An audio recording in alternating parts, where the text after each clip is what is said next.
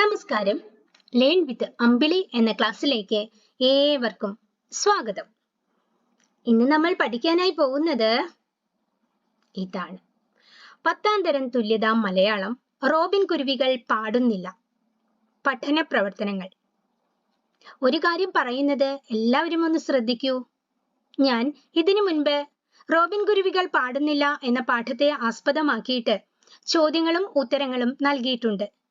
അത് വോയിസ് രൂപത്തിലുള്ള ഒരു വീഡിയോ ആണ്. എന്നാൽ ഇത്തവണ ഞാൻ നിങ്ങൾക്ക് ഇത് റിട്ടേൺ രൂപത്തിലുള്ള വീഡിയോ ആയിട്ടാണ് നൽകുന്നത്. നമുക്ക് നമ്മുടെ പാഠത്തിലേക്ക് കടക്കാം. അതിനു മുൻപായിട്ട് എല്ലാവരും ഒന്ന് ശ്രദ്ധിക്കൂ. എൻ്റെ ചാനൽ എല്ലാവരും, ക്ലാസ് ഇഷ്ടപ്പെടുന്ന എല്ലാവരും ഒന്ന് സബ്സ്ക്രൈബ് ചെയ്യണം, ലൈക്ക് ചെയ്യണം, ക്ലാസ്സിനെ സംബന്ധിച്ച കമന്റുകൾ ഇടണം. അത് പോസിറ്റീവ് ആയാലും നെഗറ്റീവ് ആയാലും ചെയ്യുമല്ലോ. ഇനി നമുക്ക് ചോദ്യ ഉത്തരങ്ങളിലേക്ക് ഒന്ന് കടക്കാം. ഇതാണ് ആദ്യത്തെ ചോദ്യം. നിശബ്ദ വസന്തം ചൂണ്ടിക്കാണിച്ച പാരിസ്ഥിതിക ദുരന്തം ചർച്ച ചെയ്യുക. റേച്ചൽ കഴ്സന്റെ വിഖ്യാതമായ കൃതിയാണ് നിശബ്ദ വസന്തം. ഈ ഗ്രന്ഥത്തിന്റെ തുടക്കം അമേരിക്കയിലെ ചില പ്രദേശങ്ങളിൽ സംഭവിച്ച ദുരന്തത്തിന്റെ കഥ പറഞ്ഞുകൊണ്ടാണ്. പുഴുക്കൾക്കെതിരെ വ്യാപകമായി പ്രയോഗിച്ച DDT വിഷത്തിന്റെ മാരകശക്തി കുരുവികളടക്കം പക്ഷികളെ മുഴുവൻ കൊന്നൊടുക്കിയ കഥ.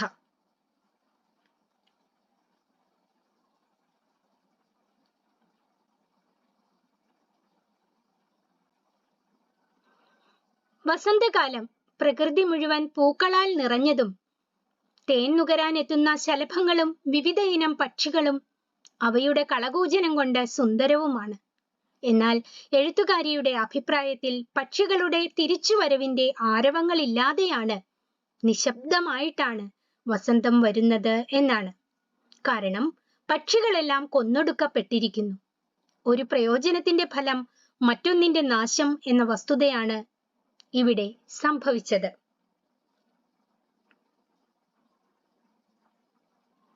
എൽമ മരങ്ങളുടെ സംരക്ഷണത്തിനും തീയുറമ്പുകളുടെ നാശത്തിനുമായി സർക്കാർ തലത്തിൽ വിഷമരുന്നുകൾ തളിച്ചത് പക്ഷികളുടെ നാശത്തിന് കാരണമായി.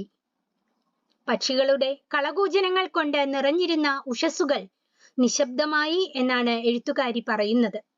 ഓരോ നാടിന്റെയും ഫലസമൃദ്ധിയുടെ സൂചനയാണ് പക്ഷികളുടെയും വിശിഷ്യ കുരുവികളുടെയും സമൃദ്ധി. അവയുടെ എണ്ണത്തിൽ വരുന്ന കുറവ് പരിസ്ഥിതി ദുരന്തങ്ങളുടെ സൂചനയാണ്.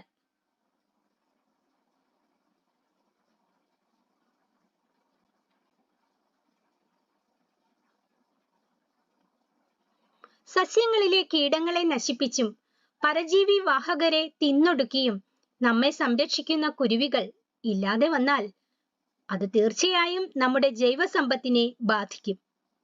വസന്തത്തെ ശബ്ദമയമാക്കാൻ പക്ഷികൾക്ക് മാത്രമേ കഴിയൂ. മനുഷ്യൻ തന്നെ അവന്റെ സ്വാർത്ഥ താല്പര്യങ്ങൾക്ക് വേണ്ടി ചെയ്യുന്ന പ്രവൃത്തികൾ പക്ഷികളുടെ നാശത്തിനും അതുവഴി വലിയൊരു പാരിസ്ഥിതിക ദുരന്തത്തിനും കാരണമാകുമെന്നും എഴുത്തുകാരി പറയുന്നത് സത്യമായ ഒരു കാര്യം തന്നെയാണ്.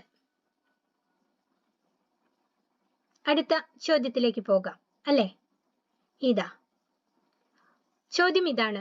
പ്ലാസ്റ്റിക് മാലിന്യങ്ങളും വേസ്റ്റും എങ്ങനെ കരയെയും കടലിനെയും മലിനമാക്കുന്നുവെന്ന് കണ്ടെത്തുക. ഞാൻ ഈ ചോദ്യത്തിന്റെ ഉത്തരം നിങ്ങൾക്ക് അസൈൻമെന്റ് ആയിട്ട് എഴുതുന്ന വിധത്തിലും അതേസമയം 1.5 പേജിൽ എഴുതുന്ന ഉത്തരമായിട്ടും ആണ് തരുന്നത്. ഉത്തരത്തിലേക്ക് ശ്രദ്ധിക്കൂ. ഭൂമി ഇന്ന് നേരിടുന്ന ഏറ്റവും വലിയ വിപത്താണ് മലിനീകരണം. പ്ലാസ്റ്റിക് മാലിന്യമാണ് ഇന്ന് കൂടുതലായിട്ട് കാണപ്പെടുന്നത്. ഇതിന് കാരണം ഉപയോഗശേഷം മനുഷ്യൻ പ്ലാസ്റ്റിക് വലിച്ചെറിയുന്നതാണ്. കഴിഞ്ഞ ഏതാനും വർഷങ്ങൾ കൊണ്ട് പ്ലാസ്റ്റിക്കിന്റെ ഉപയോഗം വളരെയധികം വർദ്ധിച്ചു. പ്ലാസ്റ്റിക് മൂലം ഉണ്ടാകുന്ന പാരിസ്ഥിതിക പ്രശ്നങ്ങൾ വളരെ അധികമാണ്.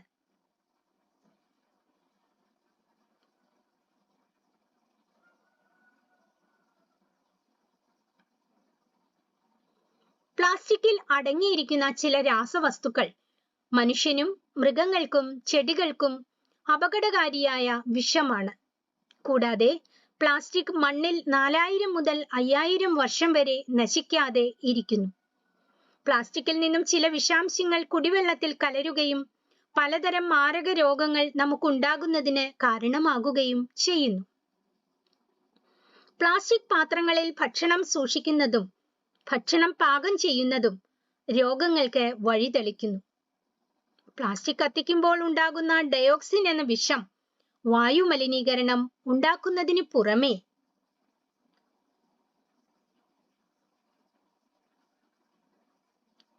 ക്യാൻസറിനും കാരണമാകുന്നു. പ്ലാസ്റ്റിക്കിന്റെ ഭാരക്കുറവും ചെലവ് കുറവും അതിന്റെ ഉപയോഗ വർധനയ്ക്ക് കാരണമാണ്. ഉപയോഗം കഴിഞ്ഞാൽ എവിടേക്കെങ്കിലും വലിച്ചെറിയുക മനുഷ്യന്റെ പൊതു സ്വഭാവമായി മാറിയിരിക്കുന്നു. റോഡുകളുടെ ഇരുവശങ്ങളിലും എത്രയെത്ര പ്ലാസ്റ്റിക് മാലിന്യമാണ് കുമിഞ്ഞുകൂടി കിടക്കുന്നത്. അടുക്കള വേസ്റ്റും കോഴി വേസ്റ്റ് പോലുള്ള മാലിന്യങ്ങളും പ്ലാസ്റ്റിക് കവറുകളിൽ ഇങ്ങനെ വലിച്ചെറിയുമ്പോൾ നമ്മുടെ ഭൂമി ദുർഗന്ധത്താലും രോഗാണുക്കളാലും മലിനമാകുകയാണ് ചെയ്യുന്നത്.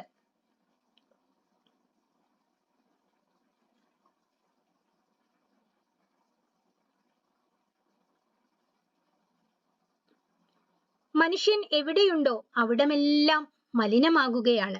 കാട് കാണാൻ പോകുന്ന സഞ്ചാരികൾ കാലിയാകുന്ന ബിയർ കുപ്പികളും ഭക്ഷണാവശിഷ്ടങ്ങൾ അടങ്ങിയ പ്ലാസ്റ്റിക് കവറുകളും വലിച്ചെറിയുന്നു.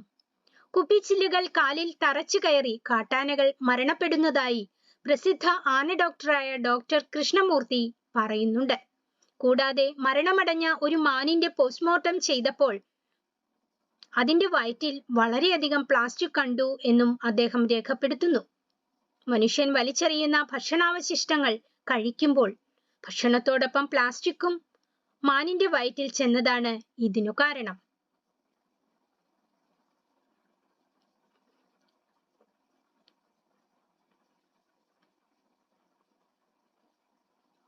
വലിയ പ്ലാസ്റ്റിക് കഷണങ്ങൾ കടൽ തീരങ്ങളിൽ അടിഞ്ഞുകൂടുകയോ സമുദ്രത്തിന്റെ അടിത്തട്ടിലേക്ക് താഴുകയോ ചെയ്യുന്നു.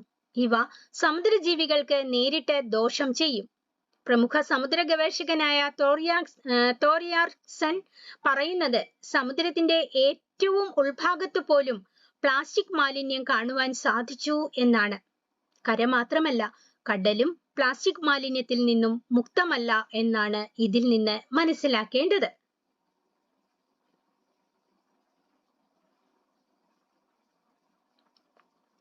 അതുപോലെ സാങ്കേതിക വിദ്യയുടെ വളർച്ച ഗുണം തന്നെയാണ് എന്ന് പറയാമെങ്കിലും ഇലക്ട്രോണിക് മാലിന്യം വൻതോതിൽ ഉണ്ടാകുന്നു എന്നുള്ളത് വലിയ ദോഷം തന്നെയാണ്. ഇന്ന് ഉൽപ്പാദിപ്പിക്കപ്പെടുന്ന വിഷമാലിന്യങ്ങളിൽ 70% ഈ മാലിന്യങ്ങളാണ്. ഈ മാലിന്യം എന്ന് വെച്ചാൽ ഈ വേസ്റ്റുകളാണ്. ഇലക്ട്രോണിക് മാലിന്യം മാലിന്യ കൂമ്പാരങ്ങളിൽ നിക്ഷേപിക്കുമ്പോൾ അവയിലുള്ള വിഷവസ്തുക്കൾ മണ്ണിനും വെള്ളത്തിനും പാരിസ്ഥിതിക ഭീഷണി ഉയർത്തുമെന്നതിന് തർക്കമില്ല.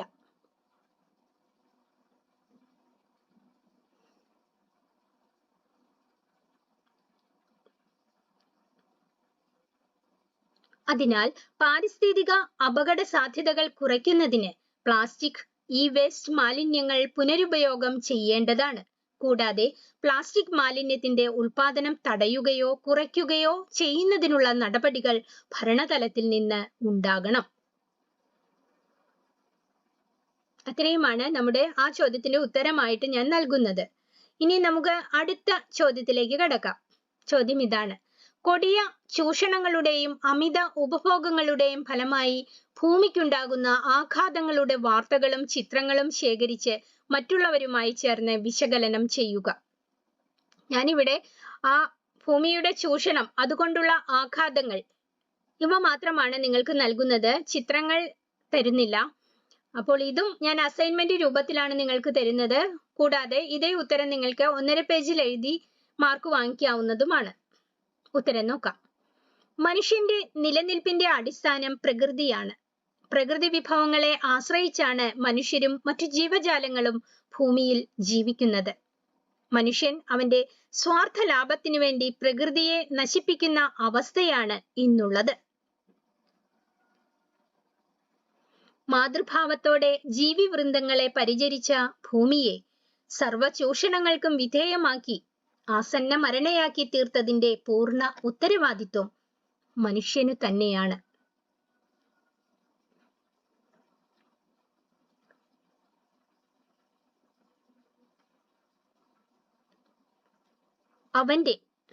അവന്റെ എന്നാൽ മനുഷ്യന്റെ സുഖഭോഗ തൃഷ്ണയും ദുരയും ദുരാഗ്രഹവുമാണ് ഭൂമിയുടെ ഈ ദുരവസ്ഥയ്ക്ക് കാരണം.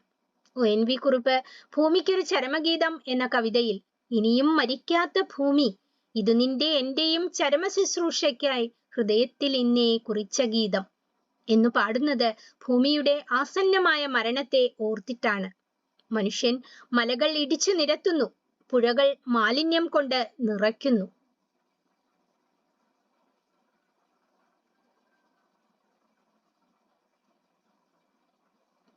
പ്രകൃതിയെ ചൂഷണം ചെയ്യുന്നത് മൂലം അത് മനുഷ്യന് തന്നെ ദോഷമായി വരുന്നു. ഭൂമിയോടുള്ള ദ്രോഹത്തിന്റെ പ്രത്യാഘാതങ്ങൾ വളരെ വലുതാണ്. അതിനു മുമ്പിൽ നമ്മുടെ ശാസ്ത്ര സാങ്കേതിക വിദ്യകൾ വെറുതെയാകും. പ്രകൃതിയെ ചൂഷണം ചെയ്യുന്നതിന്റെ ഫലമായി ആഗോള താപനവും കാലാവസ്ഥാ വ്യതിയാനവും മഴയുടെ അളവ് ഗണ്യമായി കുറയുകയും ചെയ്യുന്നു. ഇതുമൂലം ഭൂമിയുടെ സന്തുലിതാവസ്ഥ നഷ്ടമാകുന്നു. ഓരോ വർഷം കഴിയുന്തോറും ചൂടിന്റെ അളവ് കൂടിക്കൂടി വരുന്ന സാഹചര്യമാണ് ഇന്നുള്ളത്.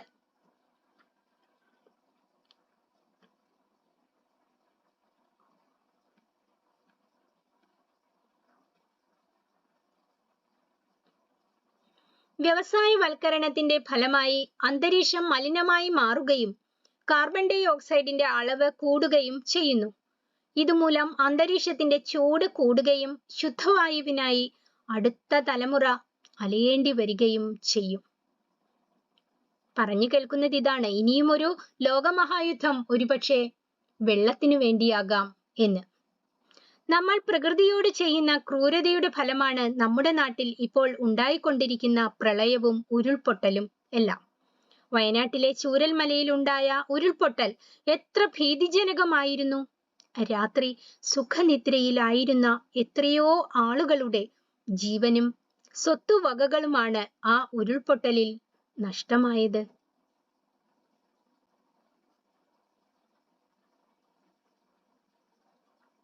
രണ്ടായിരത്തി 18 വെള്ളപ്പൊക്കം നമ്മൾ കണ്ട ഏറ്റവും വലിയ ഒരു പ്രകൃതിക്ഷോഭം തന്നെയായിരുന്നു.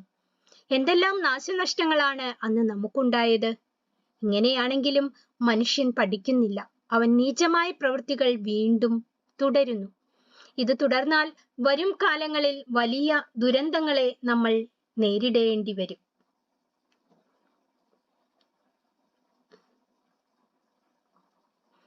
കുടിവെള്ളത്തിന് പോലും മനുഷ്യൻ ഇന്ന് നെട്ടോട്ടം ഓടുന്നു. നമ്മുടെ പ്രകൃതിയിൽ ധാരാളം ശുദ്ധജലം ഉണ്ടായിരുന്നു. മനുഷ്യൻ ജലശേഖരങ്ങളായ പാടങ്ങളെല്ലാം നികത്തി വലിയ കോൺക്രീറ്റ് കെട്ടിടങ്ങൾ നിർമ്മിക്കുന്നതും കാടുകൾ വെട്ടി നശിപ്പിക്കുന്നതും മഴയുടെ അളവ് കുറയ്ക്കുന്നു. ഇന്ന് പണം കൊടുത്ത് കുടിവെള്ളം വാങ്ങേണ്ട അവസ്ഥ വരെ എത്തിയിരിക്കുന്നു.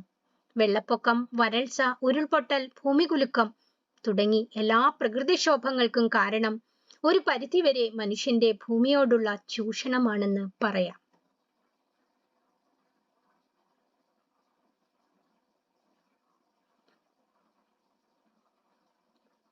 ഇനി ഞാൻ പാഠപുസ്തകത്തിലെ ചില ചോദ്യങ്ങൾ പറഞ്ഞു തരാം, അതിന്റെ ഉത്തരങ്ങളോടുകൂടി. ചോദ്യം ഇതാണ്, ഇതിനെന്തെങ്കിലും ചെയ്യുന്നുണ്ടോ? എന്തെങ്കിലും ചെയ്യാൻ കഴിയുമോ? എനിക്ക് എന്തെങ്കിലും ചെയ്യാൻ കഴിയുമോ?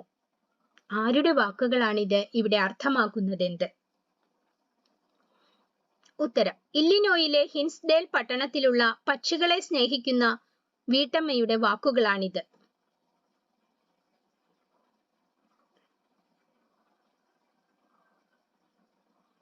അവരുടെ നാട്ടിൽ പക്ഷികൾ ധാരാളം ഉണ്ടായിരുന്നു. പക്ഷികളെ സ്നേഹിക്കുന്ന അവർ പക്ഷികൾക്കായി പക്ഷിത്തീറ്റക്കൂട് സ്ഥാപിച്ചിരുന്നു. പലതരത്തിലുള്ള പക്ഷികൾ അവിടേക്ക് എത്താറുണ്ടായിരുന്നു. എന്നാൽ എൽമ മരങ്ങളിൽ DDT തളിക്കുന്നതിനാൽ പക്ഷികളെ ഇപ്പോൾ കാണാനേയില്ല എന്നാണ് അവർ പറയുന്നത്. പക്ഷികൾ പഴയതുപോലെ വരുന്നതിനായിട്ട് എന്തെങ്കിലും ചെയ്യാൻ കഴിയുമോ എന്നാണ് ആ സ്ത്രീ ദുഃഖത്തോടെ ചോദിക്കുന്നത്.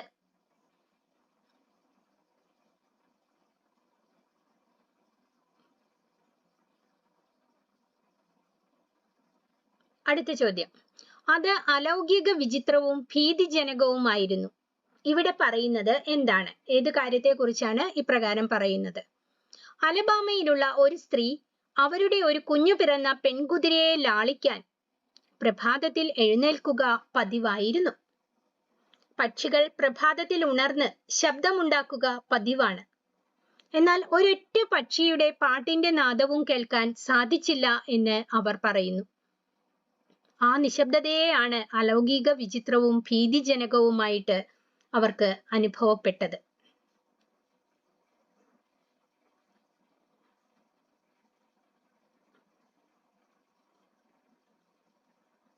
അടുത്ത ചോദ്യം. എല്ലാവർക്കും പരിചിതമായ ഒരു റോബിൻ കുരുവിയുടെ ദുരന്ത പ്രതീകമായി തീരാവുന്ന ഒരു കഥയുണ്ട്. ലേഖിക പറയുന്ന ആ കഥ ഏത്? അമേരിക്കയിലെ ആളുകൾക്ക് ഋതുവിൽ പ്രത്യക്ഷപ്പെടുന്ന ആദ്യ റോബിൻ കുരുവി ശൈത്യത്തിന്റെ പിടി അയഞ്ഞു എന്നതിന്റെ പ്രതീകമാണ്. അതിന്റെ വരവ് വർത്തമാന പത്രങ്ങളിൽ ഇടം കണ്ടെത്തുകയും തീൻമേശകളിൽ ചർച്ചാ വിഷയമാകുകയും ചെയ്യുന്നു. തുടർന്ന് ദേശാടന പക്ഷികളുടെ എണ്ണം കൂടുകയും അവയുടെ സംഘഗാനത്തിനായി ആളുകൾ കാതോർത്തിരിക്കുകയും ചെയ്യുന്നു. ഇപ്പോൾ എല്ലാം മാറിയിരിക്കുന്നു. റോബിൻ കുരുവികൾ വരുന്നതേയില്ല.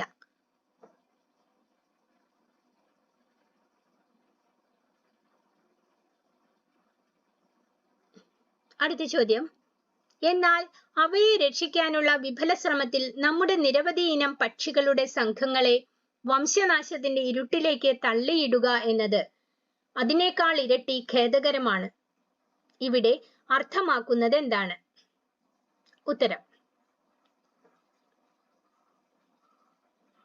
അമേരിക്കയെ പച്ചപ്പിന്റെ ഹരിതാഭയിൽ മനോഹരമാക്കുന്നത് എൽമു മരങ്ങളാണ്.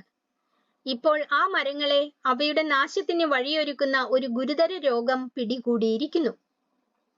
മരങ്ങളെ രക്ഷിക്കാനായിട്ട് മരങ്ങളിൽ വിഷമരുന്നുകൾ തളിക്കുന്നതിന്റെ ഫലമായി പക്ഷികളുടെ ആവാസസ്ഥാനം നഷ്ടപ്പെടുകയോ വിഷമരുന്നേറ്റ് അവ കൂട്ടത്തോടെ കൊല്ലപ്പെടുകയോ ചെയ്യുന്നു. മരത്തെ സംരക്ഷിക്കാൻ ശ്രമിക്കുമ്പോൾ പക്ഷികളുടെ വംശനാശമാണ് ഇവിടെ സംഭവിക്കുന്നത്. അടുത്ത ചോദ്യം. നിശബ്ദ വസന്തം എന്ന തലക്കെട്ടിന്റെ ഔചിത്യം വ്യക്തമാക്കുക.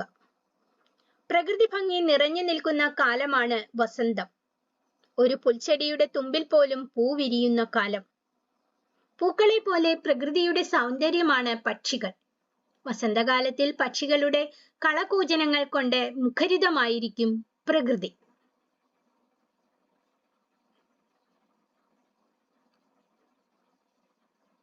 എന്നാൽ റേച്ചൽ കഴ്സൺ പറയുന്നത് ഇപ്പോൾ വസന്തം നിശബ്ദമാണെന്നാണ്.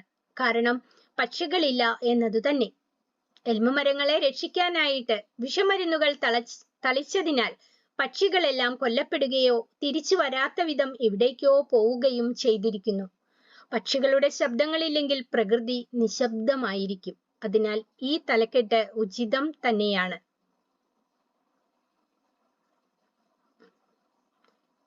ഇനി നമ്മൾ പഠന പ്രവർത്തനങ്ങളിലെ ഓരോ ചോദ്യം ആൻസർ ചെയ്തിരുന്നില്ല.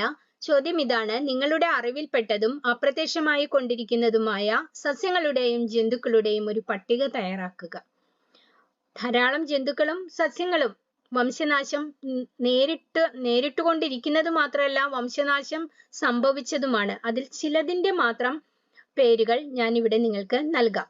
നമുക്ക് ജന്തുക്കളുടെ വിഭാഗത്തിലേക്ക് ഒന്ന് കടക്കാം. മലബാർ വെരുക്, സിംഹവാലൻ കുരങ്ങ്, വൻതത്ത, കാരാമ, കാവേരി പരൽ, പച്ചചോല മരത്തവള, സൂചിമുഖി ഇലക്കുരുവി, ചെറിയ മീൻ പരുന്ത്, മലമുഴക്കി, ചേരക്കോഴി, കങ്കാരു ഓന്ത്, കൈകാട്ടിത്തവള, മൂന്നാർ ഇലത്തവള, പച്ചക്കണ്ണി ഇലത്തവള, ബംഗാൾ കടുവ, ചൂരലാമ, ഇന്ത്യൻ കാട്ടുനായ. ഇനിയും വളരെയധികം ജീവികളുണ്ട് ഇതുപോലെ വംശനാശം സംഭവിച്ചതും സംഭവിച്ചുകൊണ്ടിരിക്കുന്നതും. നമുക്ക് ഏതാനും സസ്യങ്ങളെ ഒന്ന് നോക്കാം. ഇതാ സസ്യങ്ങൾ: ഊരം പുളിക്കിഴങ്ങ്, കീഴ്ക്കൊലച്ചെത്തി, തമ്പകം, നാഗത്താലി, പച്ചൂരൽ, മഹാളിക്കിഴങ്ങ്, വിഴുതി, മൂക്കിട്ടകായ, മലബാർ ലില്ലി. ഇനിയും എൻ്റെ ഈ അറിവിൽ കൂടുതലായിട്ട് ഒരുപക്ഷെ നിങ്ങളിൽ പലർക്കും ഇത്തരം കാര്യങ്ങൾ അറിയാൻ സാധിക്കും. അപ്പോൾ ഇതിൽ ഉൾപ്പെടാത്ത ജീവികളെയും വംശനാശം സംഭവിച്ച ജീവികളെയും അതുപോലെ സസ്യങ്ങളെയും നിങ്ങൾക്കും രേഖപ്പെടുത്താവുന്നതാണ്. അപ്പോൾ ഞാൻ ഏകദേശം പാഠത്തിൽ ഉൾപ്പെടുന്ന ചോദ്യങ്ങളും ഉത്തരങ്ങളും എല്ലാം ഇതിനോടകം തന്നു കഴിഞ്ഞിരിക്കുന്നു. അപ്പോൾ നമുക്കിനി അടുത്ത ക്ലാസ്സിൽ കാണാം. അതുകൊണ്ട് അടുത്ത ക്ലാസ്സിൽ കാണുന്നത് വരെ എല്ലാവർക്കും എൻ്റെ നന്ദിയും നമസ്കാരവും.